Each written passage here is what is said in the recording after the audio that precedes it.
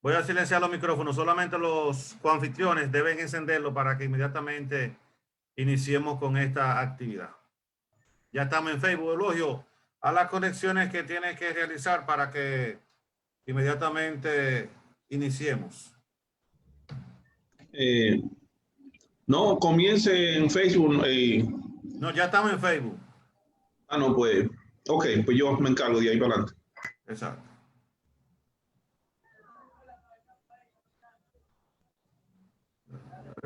Vianelli, John y Osvaldo, por favor, enciendan la cámara para poderlo encontrar. Para que iniciemos.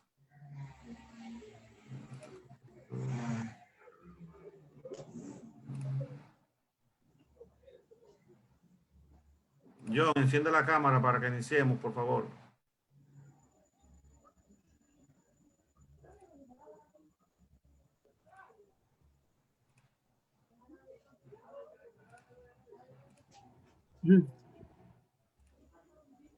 Estoy aquí. Tú estás ahí, pero no te veo.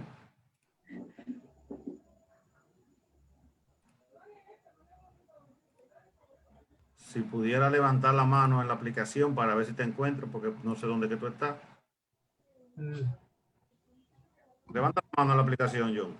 Ok.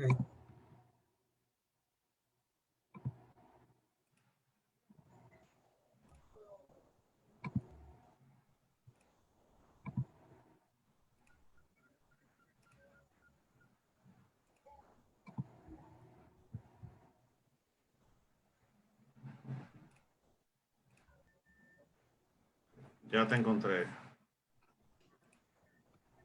Bien. Entonces, podemos iniciar. Adelante. Bueno, muy buenas noches y bienvenidos a esta hermosa actividad, la cual será moderada por el filósofo y maestro William Mejía Chalas y comoderada por el licenciado y representante estudiantil ante el Consejo de la Escuela de Filosofía, John Montero, el estudiante de filosofía y coordinador del movimiento Atenas del Nuevo Mundo, Osvaldo Familia, y su servidora y vicepresidenta de la Asociación de Estudiantes de Filosofía, Vianelli Rodríguez. Este evento es organizado por el movimiento académico Generatio Nova Universitas y coordinado por William Mejía Chalas. Cuenta con el respaldo institucional de la Facultad de Humanidades a través de la Oficina Sectorial de Planificación y Desarrollo Institucional, OCEPLANDI, en su división de extensión, cuyo director es el profesor Eulogio Silverio. Además, con la colaboración de la Asociación de Estudiantes de Filosofía de la República Dominicana. Agradecemos a los participantes por seguirnos vía la plataforma Zoom, por el canal de Humanidades y Sociedad en YouTube y en el live en la cuenta de William Mejía Chalas. También agradecemos a los diferentes estudiantes que nos acompañan hoy. Dicho esto, hoy estaremos presentando el tema La apología de Sócrates, método para filosofar hoy, dictada por el profesor Alejandro Albero. El currículo del doctor Alejandro Albero es tan vasto que por razones de tiempo no podemos mencionar todo. No obstante, cabe señalar que es miembro de la Academia de Ciencias de la República Dominicana, grados en Filosofía y Derecho por la Universidad Autónoma de Santo Domingo, diploma de estudios avanzados y doctorado en Filosofía por la Universidad Complutense de Madrid. Profesor jubilado de la Universidad Autónoma de Santo Domingo, 1988-2008, catedrático del Departamento de Ciencias Jurídicas de la Pontificia Universidad Católica, Madre y Maestra, 1999-2009. Ha publicado muchos textos, dentro de los cuales se encuentra Si quieres filosofar, publicado en el 1994, Filosofía del Silencio, publicado ese mismo año, 1994, Secretos de la Argumentación Jurídica, publicado en el 1998, Andrés López de Medrano, Criollismo, Dominicanidad e Hispanismo, publicado en el 2016, entre otros escritos. Desde el 2018 hasta la fecha, funge como rector del recinto Gaspar Hernández de la Universidad Tecnológica de Santiago, UTESA. Sin más preámbulos, pasamos con el moderador principal de esta actividad, el profesor filósofo William Mejía Chalas. Bien, muy buenas noches a todos. Muchísimas gracias por estar aquí acompañándonos en este primer diálogo de Humanidades y Sociedad del año 2021. Y es un diálogo que amerita haber iniciado con una figura de tanta preeminencia como es el profesor Alejandro Arbelo, donde en sentido poético se puede decir que la valoración que existe sobre él y su trabajo es, como dirían los poetas, es inefable. No hay forma, y dirían los enamorados, no hay lenguaje humano ni divino con lo que uno pueda manifestar el respeto, la admiración y el cariño que se le tiene al profesor Alejandro Arbelo. Vamos a aprovechar la oportunidad para saludar a nuestros amigos de Didáctica de la Filosofía, una página de Facebook que nos sigue desde Perú. Agradecemos allí a su administrador Wilber Tapia. También agradecemos a los amigos desde México que nos están siguiendo, desde Colombia y Nicaragua. Y desde el patio, los amigos de Bonao, San Francisco, Cotuí, La Vega, Santo Domingo y Constanza. Agradecemos también sobremanera que han venido aquí a acompañar a sus amigos. El profesor César Cuello Nieto, profesor, muchísimas gracias. Contar con su presencia en todas nuestras actividades, con su apoyo, con su consejo, siempre es grato. Muchísimas gracias, profesor César Cuello. Nos acompaña también el profesor Dan Acosta, también un profesor muy dedicado a la parte de las historias de la filosofía. El profesor Francisco Acosta, quien es director de la Escuela de Filosofía, director de OPLACE, director de posgrado. También nos acompaña el profesor Dustin Muñoz, director de la editora Generación Nova, el distinguidísimo profesor admirado Darío Genao. Nos acompañan también los estudiantes, Frailin Pérez, presidente de la Asociación de Estudiantes de Filosofía de la República Dominicana, al igual que nos acompaña el profesor Edwin Santana, María Mármol desde Jarabacoa, Ashley de León, y nuestra relacionadora pública, nuestra periodista Silvana Marte, también está aquí con nosotros. Más adelante continuaremos con los saludos y está también con nosotros el artista más humilde conocido en República Dominicana, nuestro gran amigo Manuel Toribio. Agradecemos a todos los estudiantes, amigos y profesores aquí presentes. Creo que no se puede hablar mucho hoy, creo que solamente una persona está destinada a decir todo lo que considere esta noche. Bienvenido, profesor Alejandro Arbelo, queridísimo Alejandro Arbelo. Esta noche nos convoca el tema la apología de Sócrates, método para filosofar hoy. Creo que usted en toda su vida como profesor, tanto en las clases de filosofía como en la de derecho, eso es lo que usted ha tratado de enseñar, que el individuo piense. Pero vamos a no hacerle ninguna pregunta, profesor, porque al maestro es mejor escucharle, que él tiene sus musas propias. Profesor, el micrófono es suyo. Buenas noches.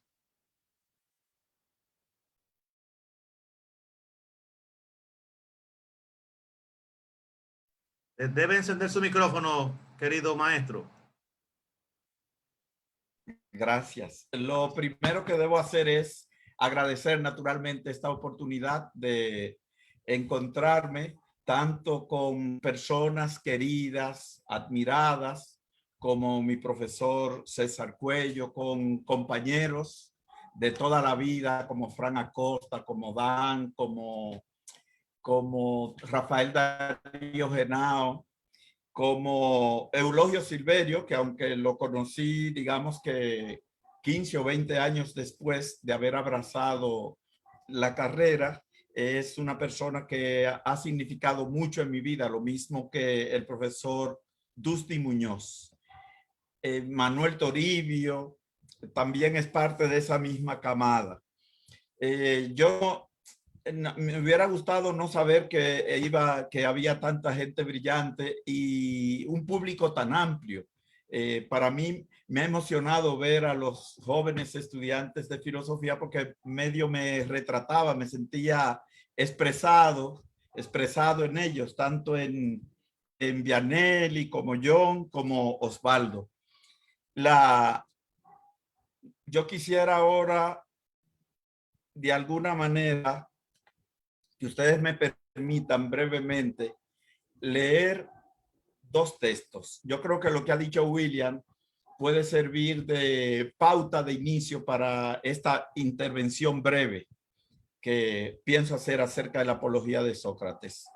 Dice en la pequeña lógica, Kant, que el problema de la filosofía no es aprenderse de memoria este o aquel sistema filosófico, sino filosofar. O sea, la filosofía es un saber en gerundio, es decir, es un siendo. No es algo que está hecho, sino algo que hay que hacer. Como dice Ortega y Gasset, cada cual la suya, por su cuenta y riesgo. La filosofía como cuerpo existe, es decir, es el legado de todas las obras que nos ha legado nuestra tradición, que nos ha entregado nuestra tradición. Pero la clave no está en el legado, sino en qué hacemos nosotros con ese legado. Entre los pilares de ese patrimonio se encuentra naturalmente Platón.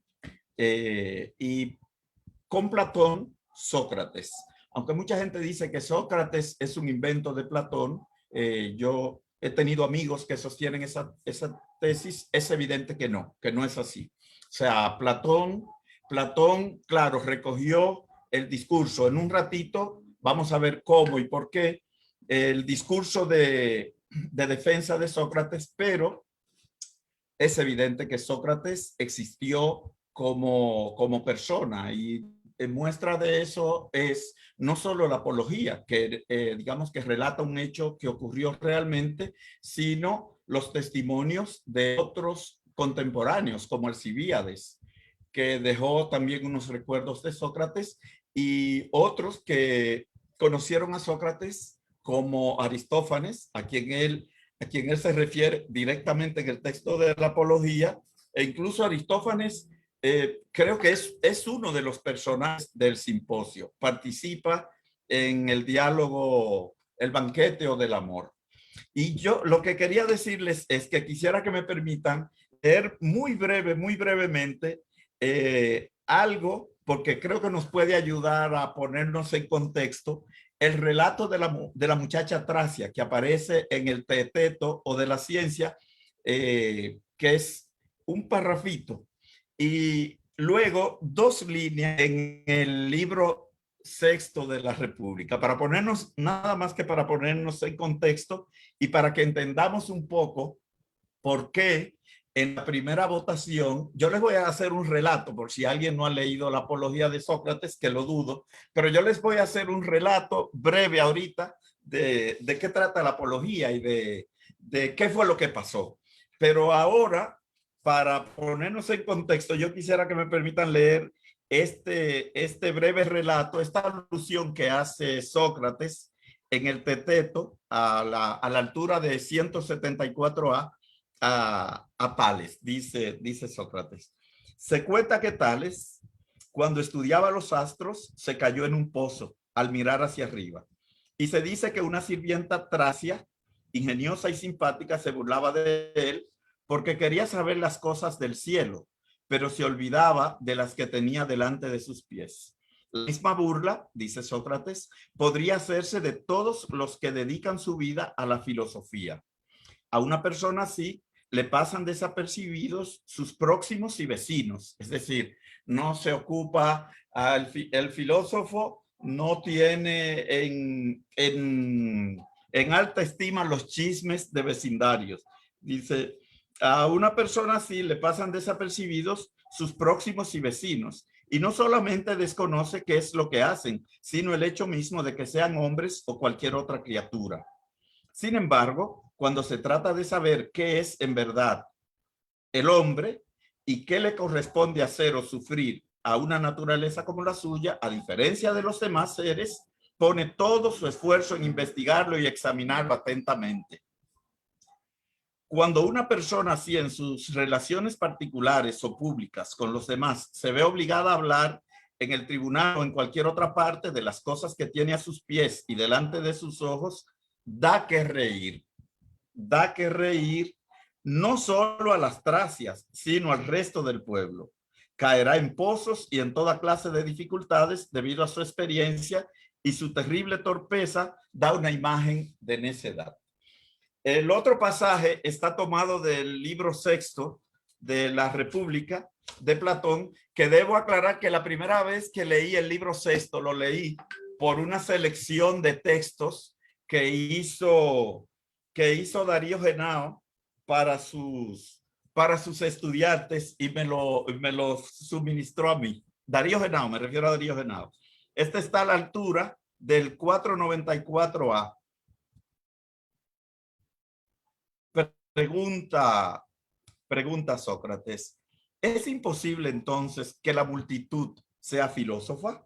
Imposible, dice el interlocutor, que creo que es Glaucón. Por consiguiente, es forzoso que los que filosofan sean criticados por ella. Forzoso, dice el interlocutor. Y también por aquellos individuos que se asocian con la masa y anhelan complacerla. En ambos pasajes, lo que creo que procura destacar Platón es la animadversión que de alguna manera, o la incomprensión que de alguna manera se genera en las personas comunes y corrientes, en las conciencias ingenuas de todas las épocas respecto a los filósofos. O sea, hay un valladar, hay un abismo entre el modo filosófico de acercarse a la realidad y el modo común y corriente. Eso es materia sabida para nosotros.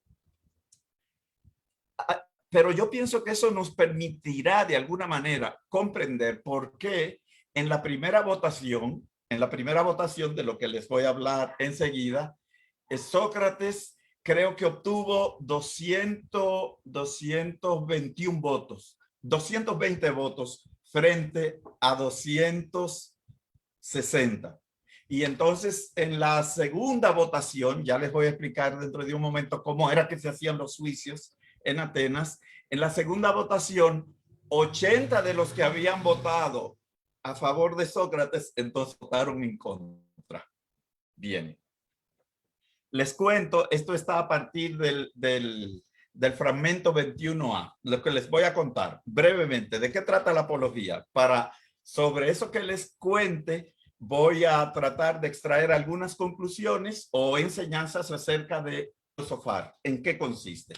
Bien, Sócrates ya está ante el tribunal y entonces relata un acontecimiento que es la visita de un amigo de él llamado Querefón o Querefonte al oráculo de Delfos. El oráculo de Delfos era uno de los principales santuarios. Uno de los principales santuarios estaba dedicado a Apolo. El oráculo de Delfos está en la región de Marmaria, que ahora pertenece a Turquía, un poco al noroeste de Turquía, que está precisamente un poco al norte de Ilión, de Troya, donde tuvo lugar la célebre batalla o guerra de Troya. Querefón va al oráculo de Delfos y pregunta quién era el hombre más sabio. Bueno, ¿cómo operaba el oráculo de Delfos? El oráculo de Delfos, todavía está el templete, se conserva el templete, estaba montado sobre un yacimiento de azufre. Entonces había 4 sacerdotes y una pitia o pitonisa, una suerte como de vestal, una muchacha hermosa, joven y virgen, consagrada al servicio de los conducidos a nuestra realidad como una monjita que escuchaba las preguntas que se hacían al Dios y luego inhalaba esos vapores, como esos golpes de aire azufrado, y naturalmente caía en trance. Cuando ella caía en trance, pronunciaba unas palabras ininteligibles que 4 sacerdotes de Apolo Licio, de Apolo Délfico, interpretaban. Entonces, bueno, Querefón fue, hizo la pregunta y entonces el oráculo, que como dice Heráclito, no sé si recuerdan ese fragmento de Heráclito que dice que el oráculo no da respuestas, dice Heráclito en un fragmento, sino que lo que hace es como que da señas. El oráculo, la Pitia escucha la pregunta, aspira los vapores, los sacerdotes de Apolo interpretan la respuesta del dios dicha a través de la Pitia y dan la respuesta a Querefón. ¿Cuál es la respuesta? Que no hay hombre más sabio que Sócrates. Oigan bien, no hay hombre más sabio que Sócrates. Pero, ¿acaso ha dicho el oráculo que Sócrates es el hombre más sabio? No, que no hay hombre más sabio que Sócrates. Es lo que ha dicho el oráculo. Entonces, Querefón, ¿qué hace Querefón? O lo que haría cualquiera de nosotros.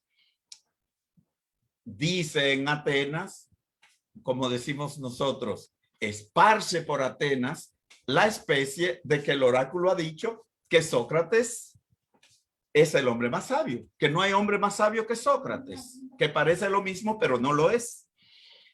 Y entonces, bueno, eso llega a oídos de Sócrates y aquí comienza la cuestión.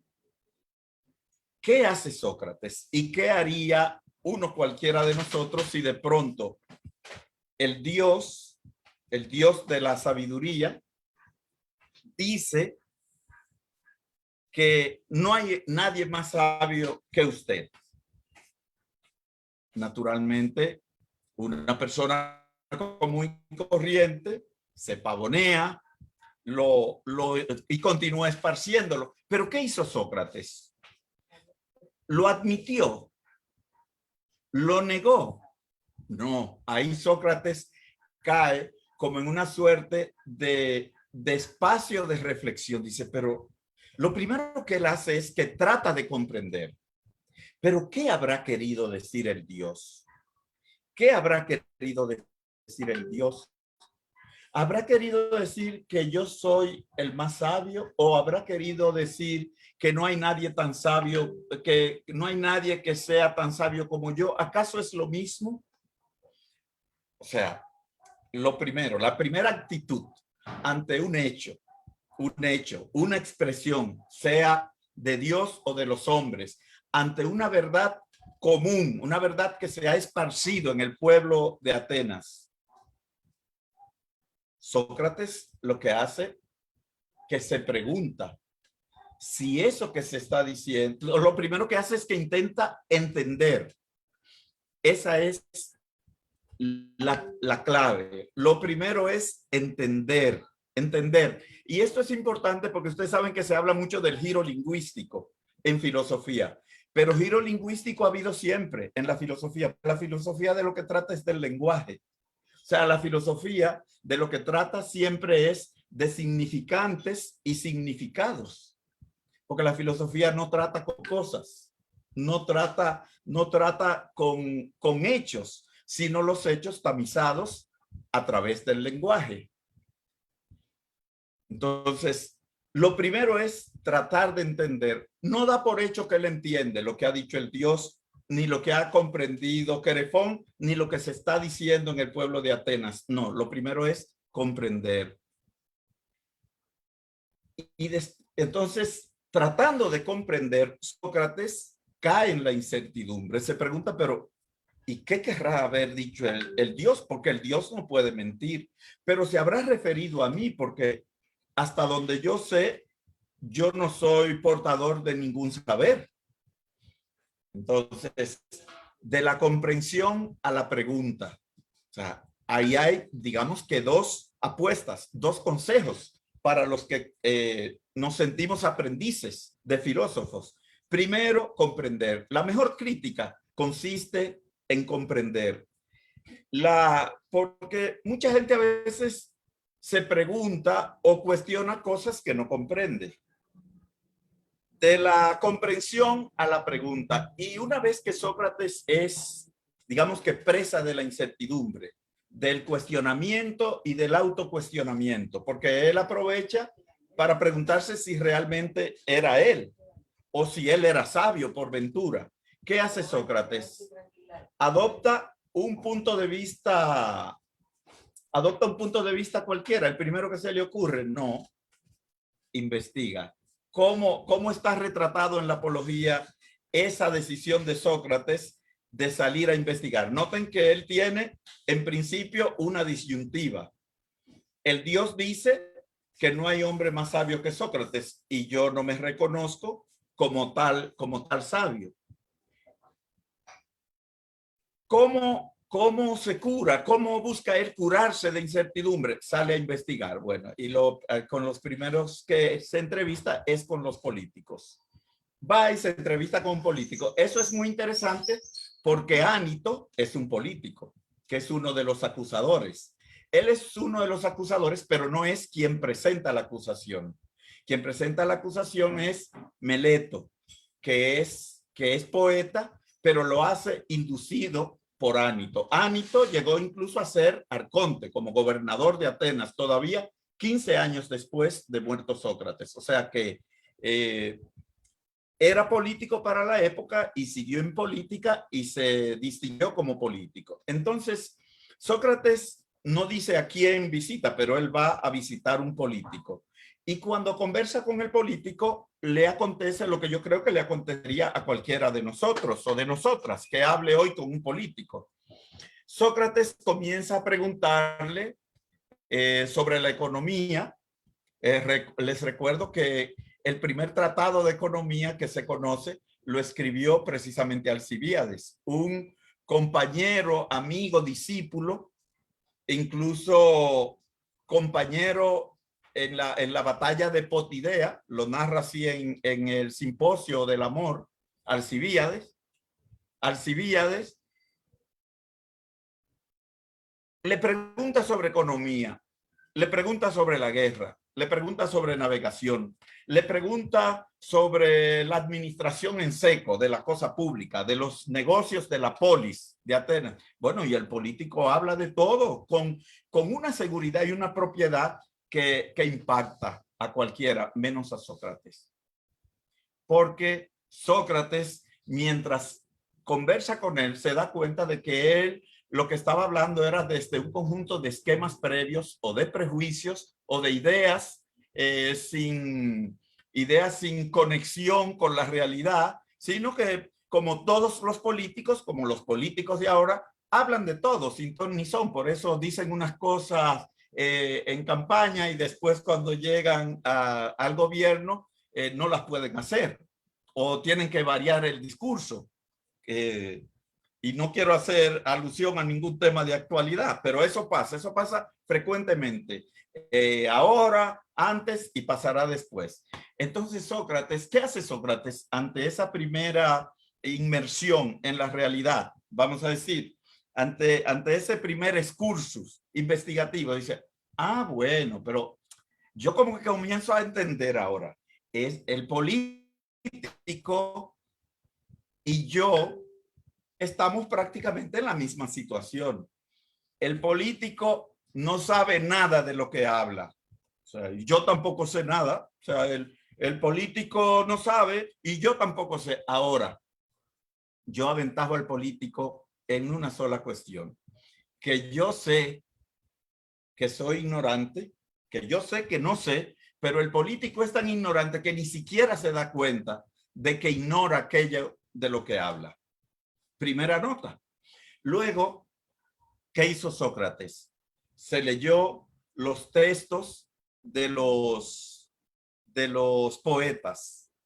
De hecho, las intervenciones de Sócrates, tanto en la Apología como en muchos otros diálogos platónicos, están llenos de citas de poetas, básicamente de Homero. De hecho, ahí mismo en la Apología, él cita a Homero en más de una ocasión. Y bueno, y cita los textos de los antiguos. Le voy a decir en qué contexto cita a Anaxágoras más adelante.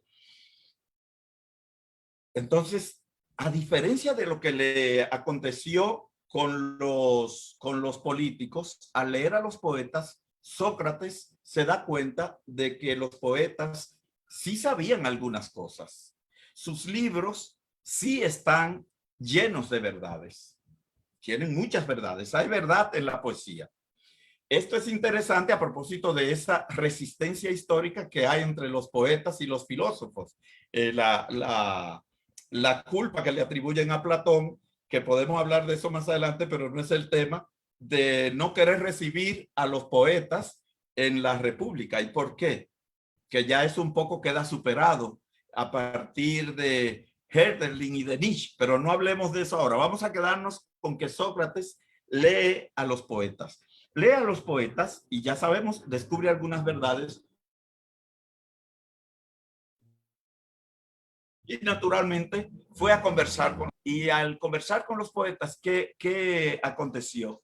Que los poetas no eran conscientes de que esas verdades estaban en sus libros. Entonces, reaccionaban hasta con extrañeza cuando Sócrates les hablaba de esas verdades que presuntamente estaban en sus libros. O sea, que Sócrates dice, oye, pero no puede ser que alguien sea portador de una verdad y no sea consciente de ella.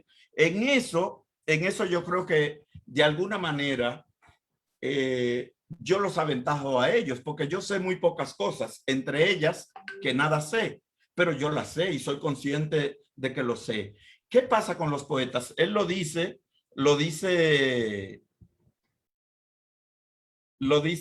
en 22b, lo dice. Dice que respecto a los poetas, dice él, me di cuenta en poco tiempo de que no hacían por sabiduría lo que hacían, sino por ciertas dotes naturales y en estado de inspiración, como los adivinos y los que recitan los oráculos. Dice Sócrates en 22c. Bueno, entonces dice, bueno, pero yo voy entendiendo. Lo que pasa es que a lo mejor para el Dios, el sabio es aquel que aun cuando sepa pocas cosas, es consciente de que las sabe realmente. Bueno, y finalmente, y ahí se cierra la primera parte, finalmente Sócrates va a visitar a los artesanos. Y al visitar a los artesanos, Sócrates tiene la siguiente experiencia. Se da cuenta de que los artesanos saben algunas cosas, pero no solo saben algunas cosas, sino que a diferencia de los políticos, cosas sí saben que las saben, a diferencia de los poetas también. Pero ¿qué pasa con los artesanos? Que los artesanos, seguros como estaban de saber algunas cosas y saber que las sabían bien, daban también en hablar de otras cosas que no sabían. Y entonces se les mezclaban las cosas que sabían con las cosas que no sabían. Entonces, Sócrates dice, pero una persona que deje que se le mezcle lo que ignora con lo que sabe, por bien que sepa aquello en que es experto, no puede ser considerado un sabio. Entonces, ahora yo entiendo el mensaje del Dios. El Dios lo que ha querido plantear es que entre los hombres el más sabio es aquel que reconoce que su sabiduría no es nada. En ese sentido, noten ustedes el cierre que se produce. Sócrates comienza con una disyuntiva, no acepta ni lo que dice su amigo, ni lo que dice el pueblo de Atenas, ni lo que dice el Dios a través del oráculo de Delfos. Ahí tenemos la humildad, la duda, la apertura, la incertidumbre, que es tan típica del quehacer filosófico, y luego trata de curar esa incertidumbre mediante la investigación y sigue ese camino y finalmente llega a la conclusión. ¿A qué conclusión llega? Por ventura a que quien tenía razón era el Dios y con él Querefón y Atenas. Claro que sí, pero también llega a la conclusión de que él tenía también una parte de la razón, porque su saber no era nada. Y entonces de aquí uno puede, digamos que derivar una serie de conclusiones. Para filosofar, no se debe aceptar nunca ninguna cosa como verdadera si uno no la conociera ser tal. Ese es el primer principio del método cartesiano. Aunque lo diga un Dios, aunque lo diga un amigo, aunque lo diga todo un pueblo, usted solo puede aceptar como verdadero aquello que no admite duda, aquello que es evidente para usted. La incertidumbre no se cura retornando a los esquemas previos ni adoptando cualquier punto de vista, sino mediante la indagación. Y ante cada avanzadilla, ante cada principio de indagación que usted hace, usted debe siempre ir extrayendo lecciones, aprendizajes. Y finalmente, lo que en apariencia es contradictorio en filosofía, finalmente no es más que complementario. Finalmente él llega a la conclusión de que tanto el Dios como Atenas como Querefón tenían razón, pero también él. El Dios lo que quería decir era que el más sabio entre los hombres es aquel que considera que su sabiduría no es nada. Ahí tenemos una primera pauta para el que quiere filosofar. Podemos agregar otros muchos elementos, como el elemento que digamos que se deriva de lo planteado, el elemento de la humildad, el elemento que antes subrayaba de la comprensión, el elemento de la perplejidad, la necesidad de no conformarse, de averiguar siempre, de apropiarse de la tradición, que les decía, ese apropiarse de la tradición aparece no solo en las referencias que aparecen en la apología acerca de la Ilíada y la Odisea, sino la respuesta que él le da en un enfrentamiento que tiene con Melito, casi al final de la apología, en que Melito porque la acusación el texto de la acusación tiene dos momentos, uno al principio y otro al final, pero no creo que sea relevante para el caso, pero yo creo que para cerrar la consideración, enseguida me voy a referir a Anaxágoras, para cerrar, no está de más leer el texto, las dos partes de la acusación. La primera aparece a la altura del fragmento 19b, que dice, Sócrates comete delito. Esa es Sócrates citando la acusación que le hace Meleto. Sócrates comete delito y se mete con lo que no debe al investigar las cosas subterráneas y celestes, al hacer más fuerte el argumento más débil y al enseñar estas mismas cosas a otros. Veamos analíticamente la acusación, muy brevemente. Sócrates comete delito y se mete en lo que no debe al investigar las cosas subterráneas y celestes. O sea, la acusación que le hacía Melito era que Sócrates trataba de averiguar las cosas que sucedían en los cielos y en el centro de la tierra. Y lo acusa también de hacer más fuerte el argumento más débil. Es decir, está sosteniendo que Sócrates es un sofista, que convierte en débiles los argumentos fuertes y en fuertes los argumentos débiles. Y al enseñar estas mismas cosas a otros, es decir, no se contenta con hacer esas averiguaciones o llegar a esas conclusiones, sino que además las enseña. Y la otra parte de la acusación, que está un poco más adelante a la altura de 24b, es: Sócrates delinque corrompiendo a los jóvenes y no creyendo en los dioses en los que la ciudad cree, sino en otras divinidades. O sea, noten que digamos que es una acusación con 5 partes. Lo primero, que Sócrates averigua lo que pasa en el cielo y en la tierra y convierte en débil un argumento fuerte y en fuerte un argumento débil, y que eso también lo comunica. Y por otra parte, que corrompe a los jóvenes en el sentido de que les enseña esas cosas, y finalmente que averigua, finalmente que está tratando de introducir el culto de nuevos dioses.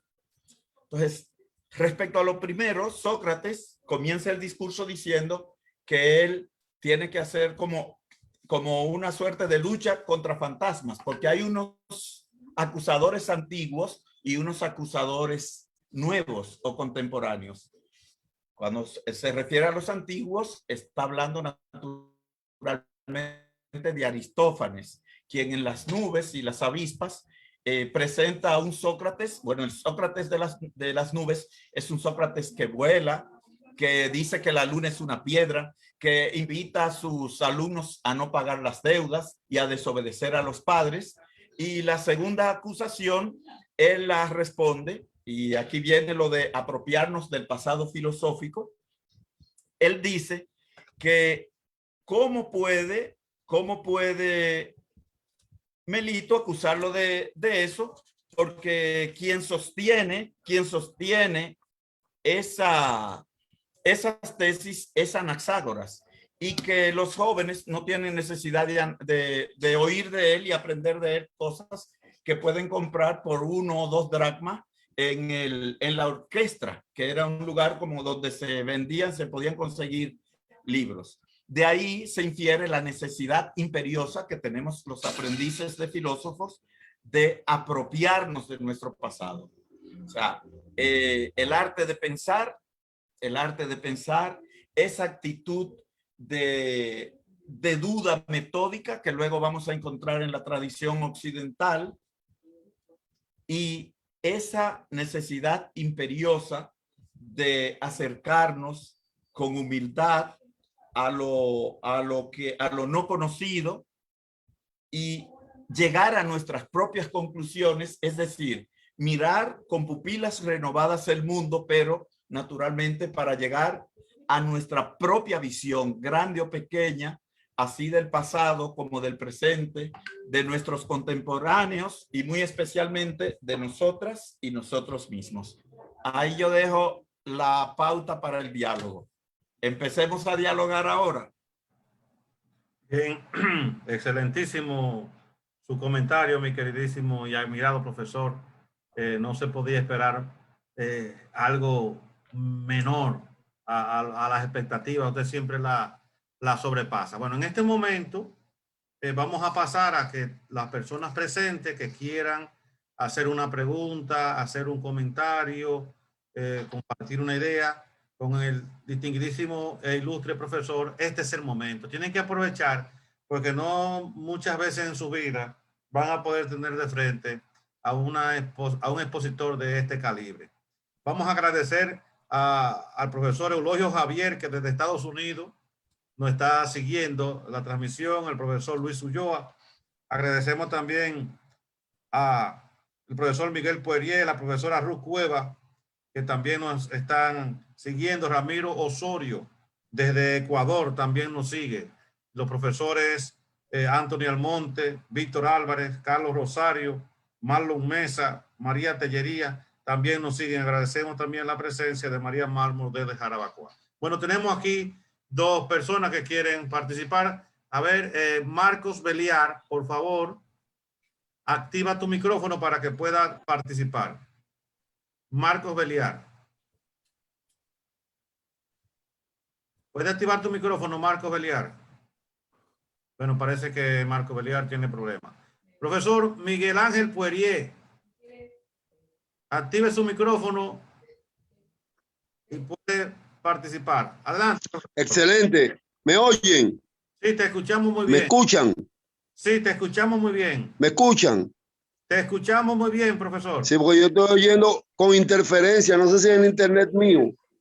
Sí. Muy bien, cierto.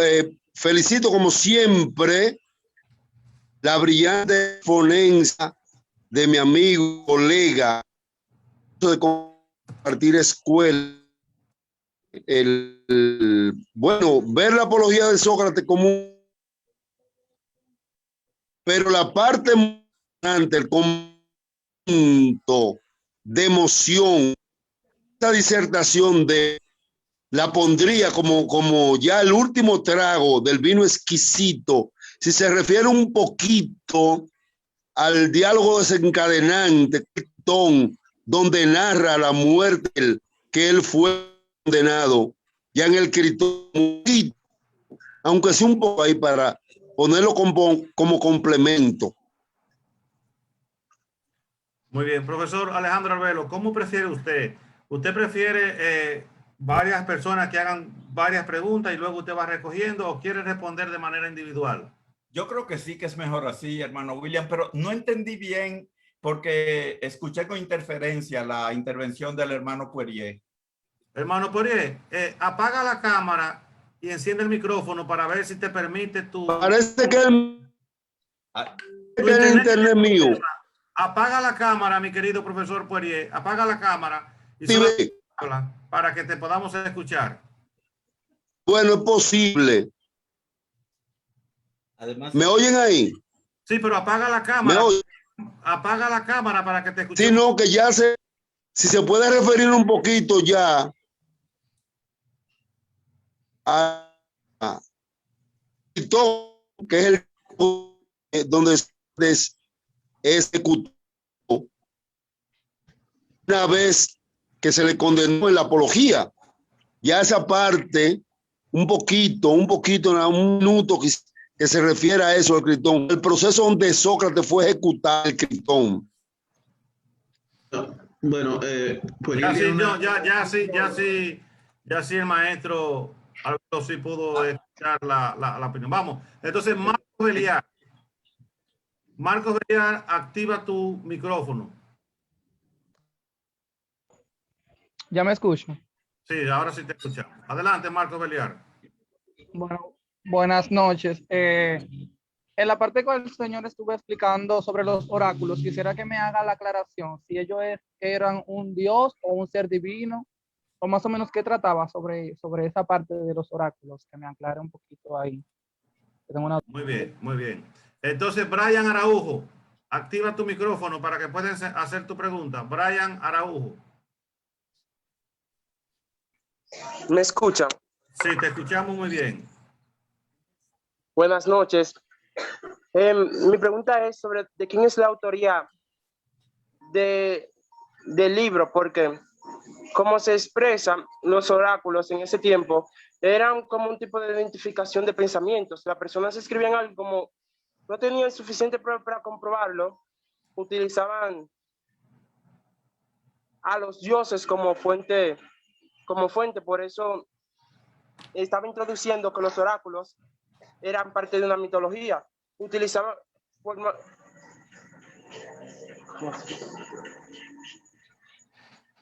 Muy bien. Una persona más y le damos el micrófono al profesor. Nailea Araujo. Nailea Araujo. Enciende su micrófono, por favor. Sí, claro, maestro. La mía ya un poquitito más, algo que yo he sentido, y es que yo siempre he tenido admiración por los maestros filósofos porque tienen una manera de pensar muy abierta. Entonces, ¿qué ha cambiado en usted, señor Alejandro Arbelo, luego que ha entrado en este mundo que tiene un campo de conocimiento tan amplio y que hace que las personas cambien su manera de pensar y que sean abiertos a cualquier tema? En usted particularmente, ¿qué ha cambiado? Cuando usted responda a las demás, claro. Gracias. Bien, profesor. Entonces, ahí tenemos 4. Vamos entonces. Perfecto. A bueno, pues, su opinión.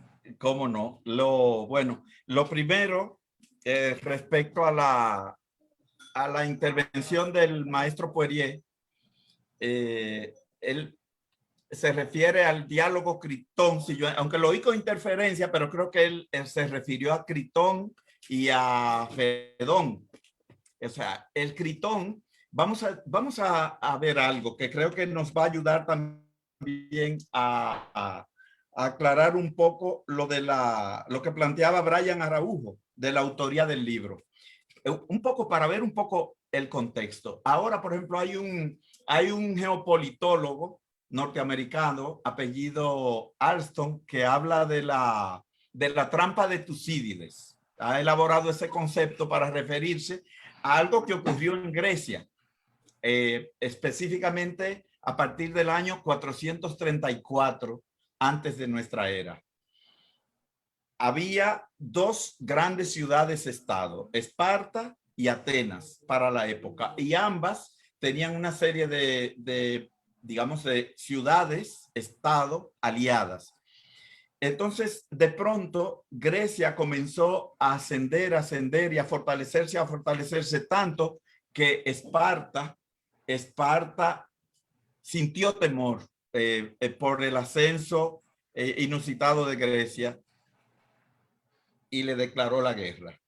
Y así comenzó la guerra del Peloponeso, que fue una guerra que duró alrededor de 30 años, casi 30 años. Comenzó en el 431 y terminó en el 404 con la derrota de Atenas. ¿Y por qué lo de la trampa de Tucídides? Porque Tucídides dice, que es un gran historiador, pero que también es un analista de la historia. Él dice que es una trampa, una tentación a la que se ven empujados muchos países cuando hay una potencia fuerte y otra comienza a ascender. Hay siempre el temor de un desafío, de una confrontación y de una guerra que puede dar, digamos, al suelo con una de las potencias. Eso a propósito de lo que pasa actualmente en el mundo actual. La guerra del Peloponeso, les decía, las guerras, porque fueron muchas. Sócrates peleó en 3 de ellas, como les había dicho hace unos instantes. Les dije, termina en el 404 y Sócrates es condenado en el 399. En el 399. Entonces, ¿por qué es interesante esto? Porque pareciera como que el texto es una recreación de Platón, pero en realidad fue un discurso que pronunció Sócrates. Un discurso, y aunque está escrito con el estilo platónico, o sea, con el modo platónico de escribir, pero las ideas son de Sócrates. Eso a propósito del problema de la autoría que planteaba Brian. Parecería que la obra de Platón debería comenzar por otro lado, pero ese es quizás el primer libro que Platón escribe. Es el primer libro, tiene una partecita de diálogo, pero no es un libro de diálogo, es un texto en prosa. De los textos de Platón que se conservan, los únicos que están escritos en prosa son la defensa o apología de Sócrates y las cartas. Ahora, Platón estaba destinado a ser un político, pero al conocer a Sócrates, él abandona esa vocación y se dedica a la filosofía. La muerte de Sócrates impactó de una manera capital a Platón. Tanto así que después de la condena de Sócrates, Platón salió e hizo un viaje de 3 o 4 años por el Mediterráneo. Entonces, parecería que como que lo que debe seguir a la apología es ahí me está llamando. Lo que debería seguir a la apología es el Critón, que es lo que ha sugerido el maestro Poirier. Porque en el Critón lo que se narra es ya el momento en que Sócrates es condenado y es llevado a una cárcel a esperar el momento en que se le administra la cicuta. El Critón es un texto muy breve y que bien merece la pena leerlo. El Critón de lo que trata es de la defensa que hace Sócrates de las leyes. Las leyes atenienses le permitían optar por el exilio e incluso comprar su libertad. Pero en ambos casos, Sócrates se niega tanto a pedir el exilio como a optar por la compra e incluso fugarse. Critón arregló todo para que Sócrates se fugara de la cárcel y Sócrates no lo aceptó. O sea, imagínense ustedes qué hubiera sido de las enseñanzas de Sócrates, de su trayectoria, de su vida ejemplar, si Sócrates se fuga de la cárcel o se compra su libertad. El destino hubiera sido completamente otro. También él mismo refuta a Critón cuando Critón le dice, no, pero vamos a optar por el exilio. Y él le dice, no, imposible. ¿Te imaginas una persona de mi edad? Él dice que tenía 70 años cuando pronuncia el discurso. Una persona de mi edad en un país extranjero, lo que voy a hacer es objeto de burla, sin amigos, sin parientes, lejos de mi ciudad. Entonces, bajo ninguna circunstancia, Sócrates acepta violar la ley. Él dice, no, lo necesario es respetar la ley. Tengo que respetar la ley, no importa si es justa o injusta. Eso respecto al Critón. Pero me pareció que el profesor Poirier también como que hacía alusión al Fedón, que es otro diálogo platónico que recoge ya el momento final en que Sócrates toma la cicuta. Le es administrada la cicuta. La cicuta es un bejuco venenoso que incluso existe en la República Dominicana. Esto lo digo para los jóvenes. Yo se lo pregunté cuando leí ese texto en los años finales de los 70.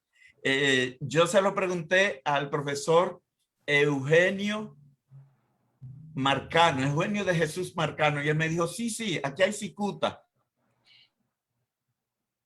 En las cortes un poquito y me describió cómo es la cicuta y me dio un consejo que no sé si él lo había leído en el Fedón. Me dijo, pero eso si tú, él me preguntó, ¿de dónde tú eres? Yo le dije, yo soy de tal. Si tú ves una mata de cicuta, ten mucho cuidado, no le pongas la mano, y si le pones la mano, lávatela bien 2 o 3 veces, porque si tú por casualidad tocas con tus dedos, aunque sea horas después, un alimento, vas a sentir primero que se te adormecen las piernas, después que se te adormece el estómago y finalmente se te entontece la cabeza y te quedas definitivamente muerto. En fin, el Fedón, que es un texto que parecería que sí, ahora van a entender, yo creo mejor, por qué yo hice esas alusiones a las guerras del Peloponeso. Que las leyes, Critón o las leyes, o Fedón y Fedón o del alma, son como textos que Platón escribió a seguidas de la apología, pero no fue así. Esos son textos de madurez. Mientras ya Platón un poco rememorando esos momentos en la vida de Sócrates, mientras que la apología de Sócrates es un texto de juventud. Después, digamos que Platón evoluciona hacia el diálogo, que es una forma más viva de presentar el pensamiento y diríase que más típica de la filosofía incluso que el discurso o el tratado. Bueno, eso era lo que tenía que decir respecto al maestro Poirier. Respecto a ya solo me quedan 2 asuntos. Creo que queda resuelto el asunto de la autoría del libro que planteó Brian. Me refiero ya brevísimamente al tema de los oráculos y al tema de la filosofía que planteaba Nailea. Brian también decía que como que ¿qué se entiende por oráculo? Y que los oráculos son parte de la mitología. Y yo les voy a llamar la atención a los colegas y jóvenes que nos acompañan. ¿Mitología? ¿Qué es mitología? O sea, ¿ustedes creen que Zeus era un mito para los griegos? ¿O Apolo? Apolo Licio o Apolo Délfico. ¿Ustedes creen que Atenea era un mito para los griegos? No, eso era realidad pura y dura para ellos, como son nuestros dioses para nosotros. Lo que pasa es que nosotros lo vemos desde fuera. Pero ¿ustedes creen que los griegos no creían en los oráculos? O sea, los oráculos eran esos lugares donde había esas personas que eran intérpretes de los dioses. Vamos a decir, para decirlo en nuestra lengua contemporánea, digamos que eran como profetas o intérpretes de los dioses. Y lo que se hacía. Entonces, ¿dónde entra digamos que la actitud filosofante de Sócrates? En que Sócrates trata al Dios de tú a tú.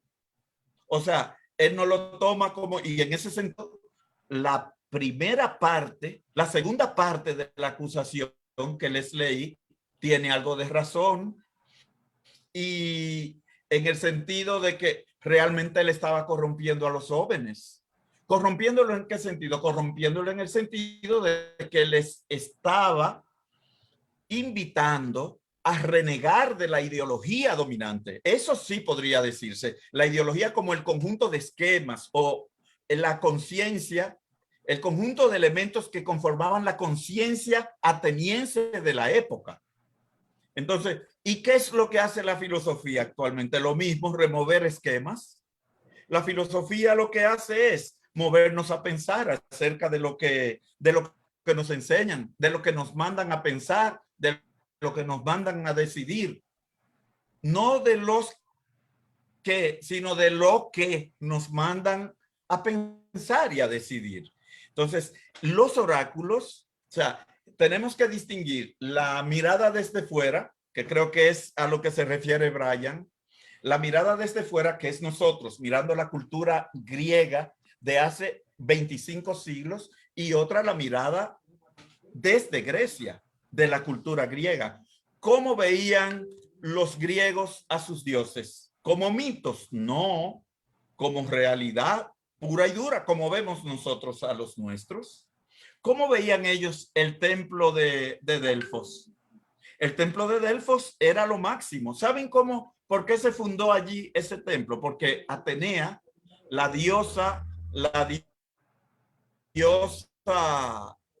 de la sabiduría, Grecia, la diosa, la patrona de Atenas, mandó dos lechuzas, dos búhos, a darle la vuelta al mundo, y dispuso que donde se encontraran los dos búhos se fundara el templo de Apolo en Delfo, el templo de Apolo. Y ahí fue que se encontraron, donde les dije ahorita, un poco al norte de donde estaba Ilión o Troya, en el noroeste de lo que hoy es Turquía, que toda esa costa occidental de Turquía era griega. Ahí están la mayoría de las patrias de los filósofos presocráticos, ahí y en el mar Jónico. Turquía y Grecia están divididas o unidas mar Egeo.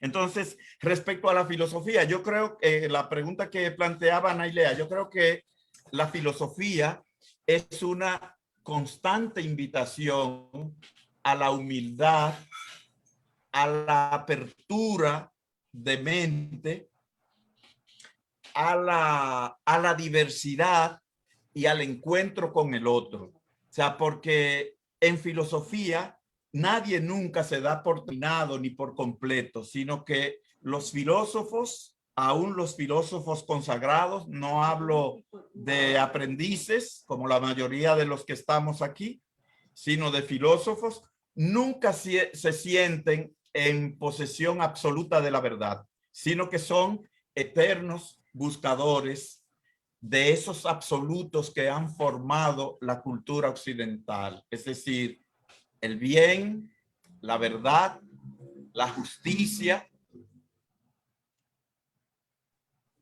y la belleza. De modo que ahí lo dejo para dar parte a la próxima ronda.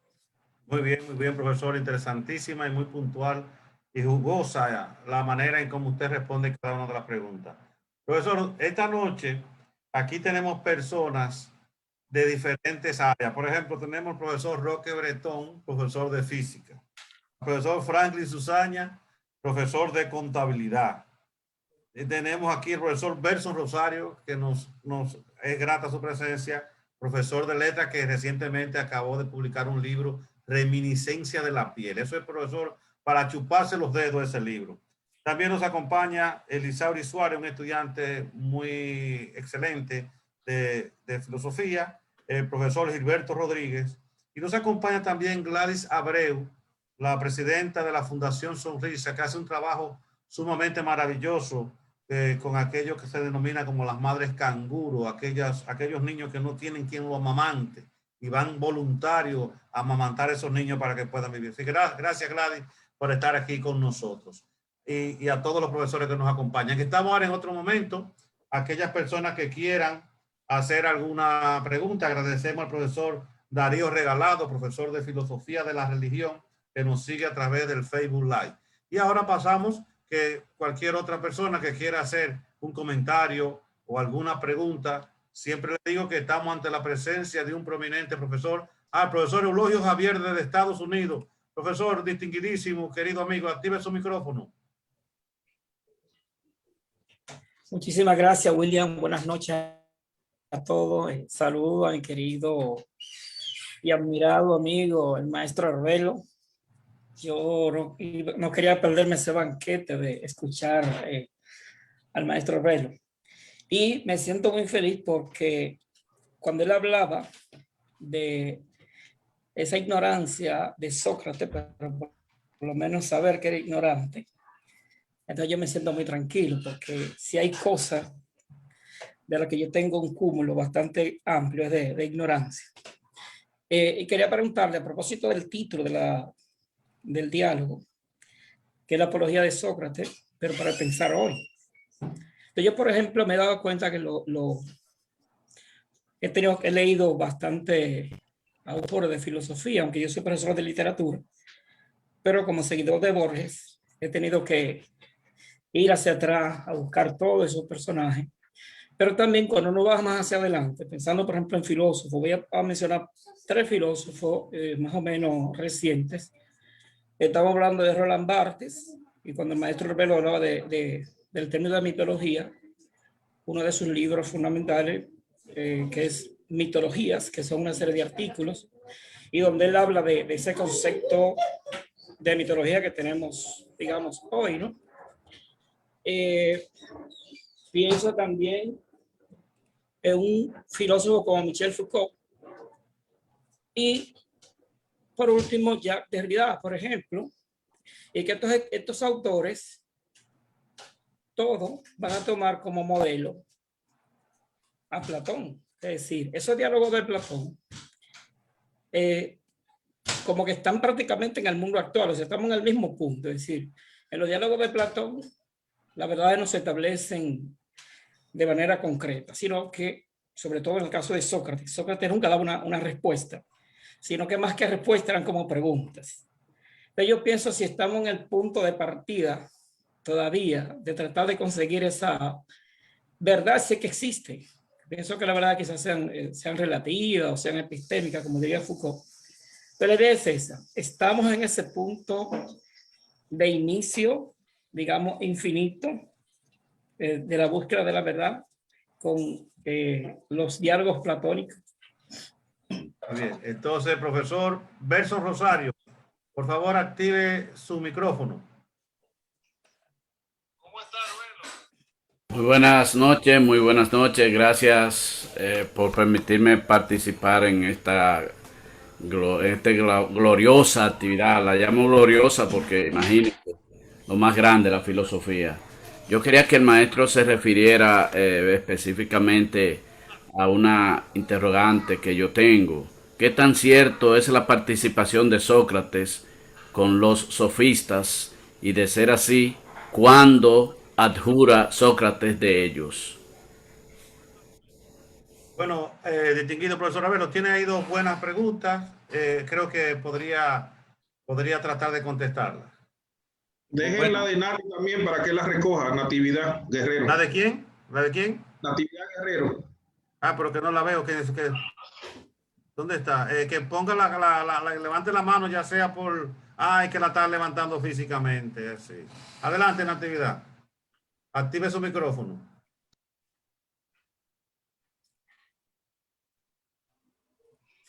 Yo tengo aquí en la página 112 del libro de Alejandro Arbelo, a quien estimo mucho y le tengo una gran deferencia.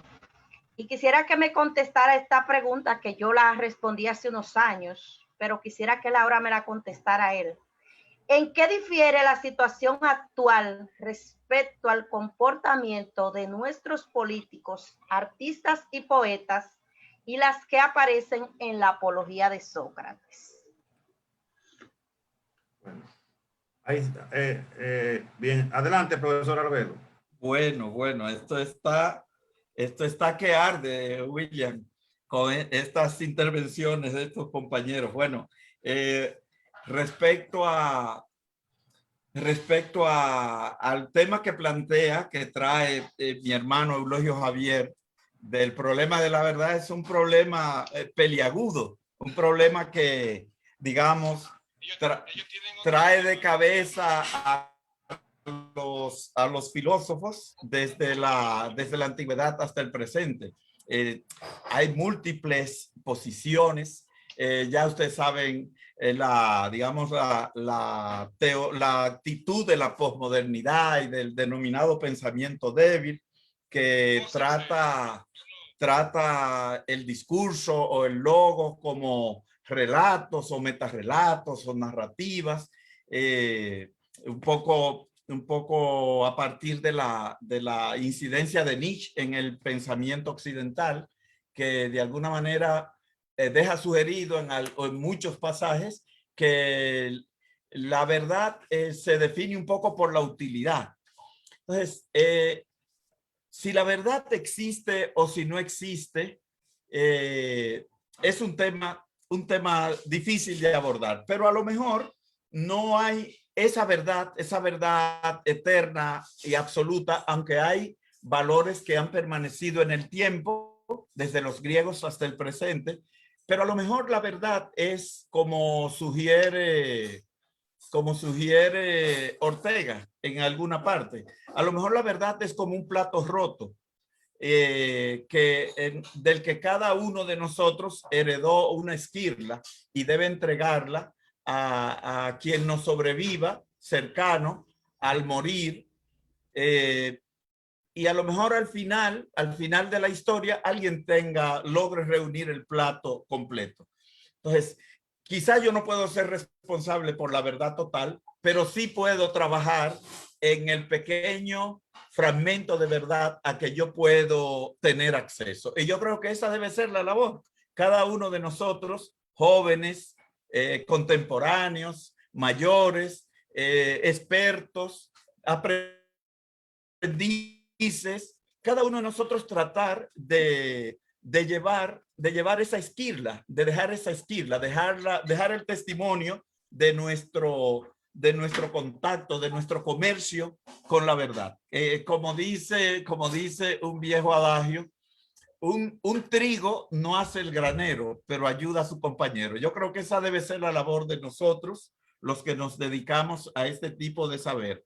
Tratar de encontrar en algún punto de nuestra vida una verdad, aunque sea una verdad pequeña, como esa verdad de la que Sócrates decía, se creía y se sabía portador, que era, bueno, yo solo sé que nada sé.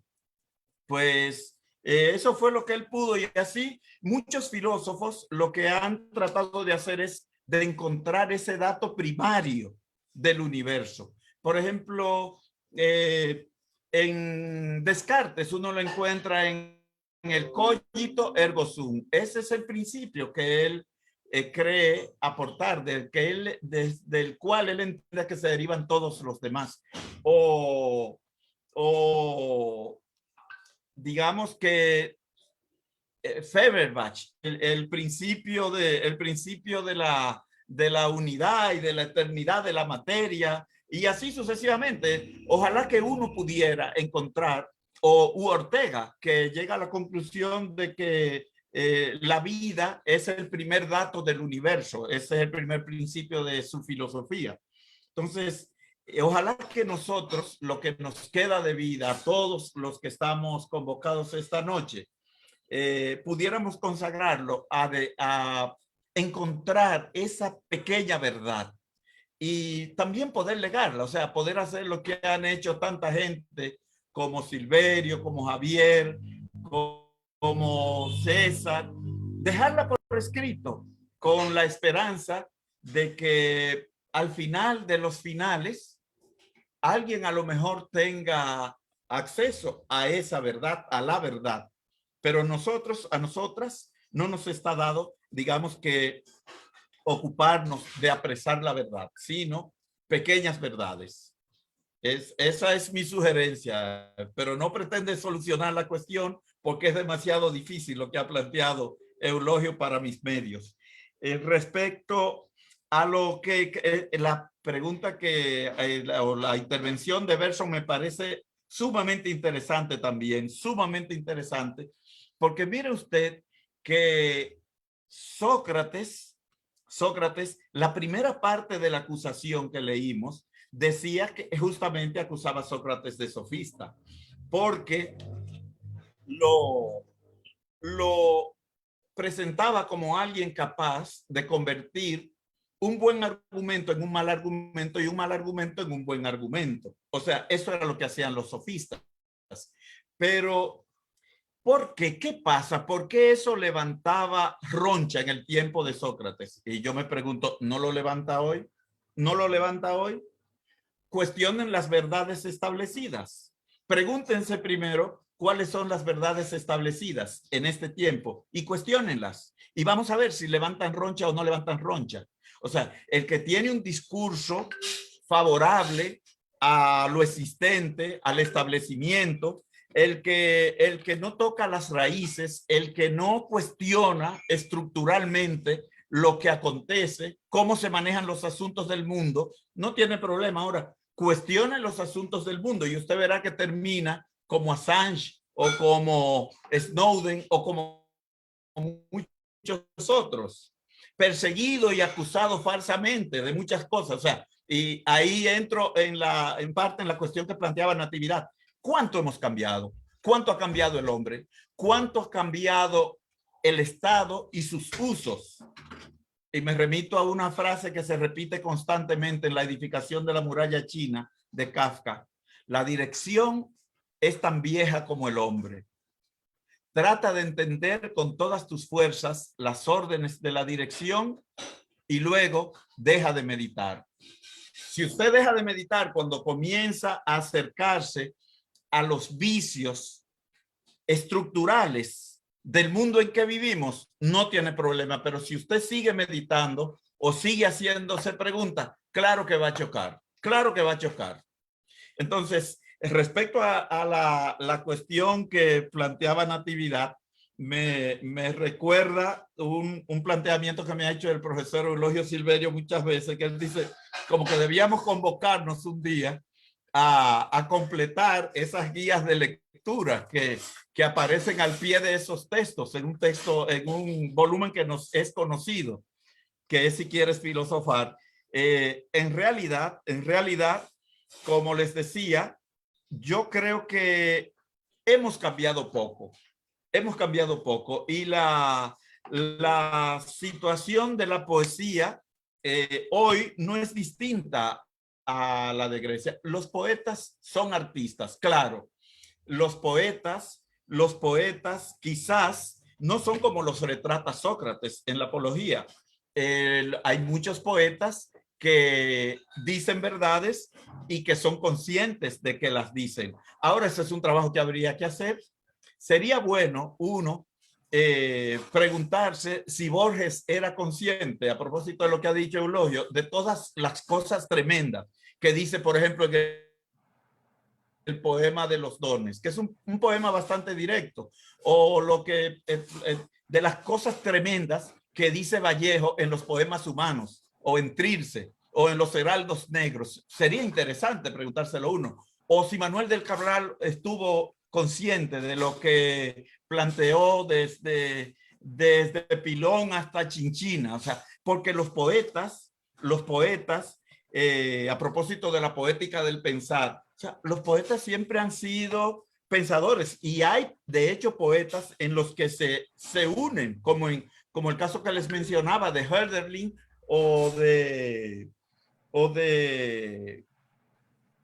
en el caso nuestro de Franklin Mieses Burgos, que es un gran poeta, grandísimo poeta, y es también un gran pensador, aunque no dejó obra filosófica escrita, como sí pasó, por ejemplo, con Antonio Fernández Spencer, o pasa actualmente con José Mármol, que produce lo mismo literatura que pensamiento.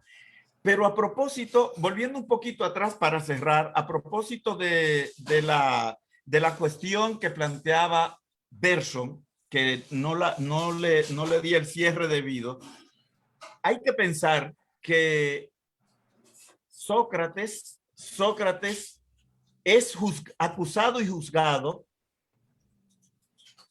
5 años después de la derrota de Atenas por Esparta, por la Liga de los Lacedemonios, y que con la derrota de Atenas se destruye la Liga de Delos y Atenas cae definitivamente como potencia para no levantarse más. 5 años después es evidente que esa sociedad, que primero no empezó, les leí los fragmentos del libro sexto de la República y del Teeteto, esa gente que no entiende esta ocupación de los filósofos, que no entiende que tropiezan cuando hablan de cosas muy cercanas, pero que se mueven con gracia en los asuntos eternos o eidéticos, como diría Platón. Hay que entender que esa población estaba ansiosa de encontrar culpables de la derrota de Atenas por Esparta. Y las multitudes solo saben aplaudir o condenar. Entonces, el pueblo de Atenas recibió muy bien la muerte de Sócrates. No hubo ningún lamento, lo lamentaron sus amigos y discípulos. ¿Por qué? Porque Sócrates, por la misma actitud de él, hacía que se lo confundiera con un sofista. ¿Y qué eran los sofistas? Los sofistas habían cuestionado el sistema griego, habían cuestionado las leyes, las costumbres, los usos, los modos de vestir, la alimentación, hasta la cultura escrita griega. Los sofistas criticaban todo y relativizaron todo. Y Sócrates, de alguna manera, era visto como un sofista. De manera que Sócrates fue también un poco víctima de esa derrota, aunque él mismo era un héroe de guerra. Y baste eso para poner un asterisco a la humildad. O sea, Sócrates es un paradigma de humildad. ¿Pero qué humildad? ¿Qué humildad? Él era humilde, pero él era humilde o él era consciente, o él quería dejar una enseñanza. Porque hay un momento en la apología que él dice, otro como yo no tendrán. En lugar de estarme juzgando, recuerden que yo soy un héroe de guerra, que yo peleé en Potidea, y en lugar de estarme juzgando, lo que ustedes debían hacer es llevarme al Pritaneo. El Pritaneo era un lugar, era una institución ateniense a donde el Estado, la ciudad-estado ateniense, llevaba por un año a quienes triunfaban en las Olimpiadas, que es bueno decir que las Olimpiadas originales griegas eran a la vez deportivas que culturales.